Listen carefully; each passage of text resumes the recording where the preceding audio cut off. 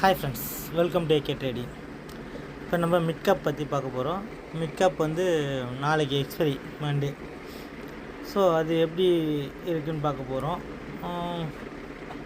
Last trading என்ன நடந்துச்சுன்னு பார்ப்போம்.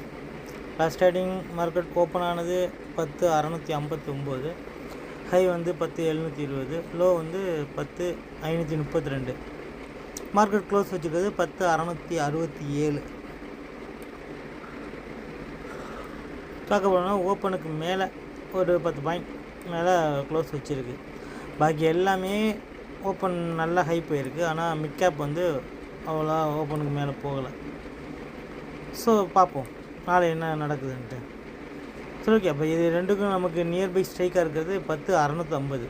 ஸோ நம்ம ப்ரெடிக்ஷன் படி 10,650 கால் ஆப்ஷன்ஸ் 76, புட் ஆப்ஷன் 58, டோட்டலாக ஒரு 134 பாயிண்ட் மூவ்மெண்ட் இருக்க மாதிரி தெரியுது.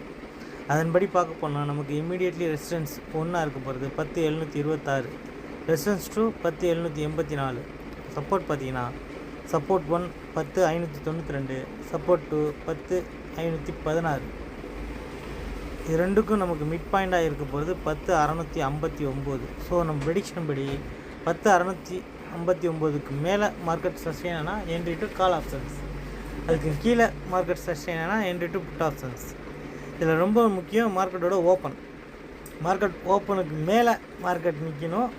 பட் நம்ம மிட் பாயிண்ட்டு ப்ளஸ்ஸு நேற்று லாஸ்ட் ட்ரேடிங்க்கு மேலே இது எல்லாத்துக்கும் மார்க்கெட் மேலே இருந்ததுன்னா என்ட்ரி டு கால் ஆப்ஷன்ஸ், அதுக்கு கீழே இருந்ததுன்னா என்ட்ரி டு புட் ஆப்ஷன்ஸ்.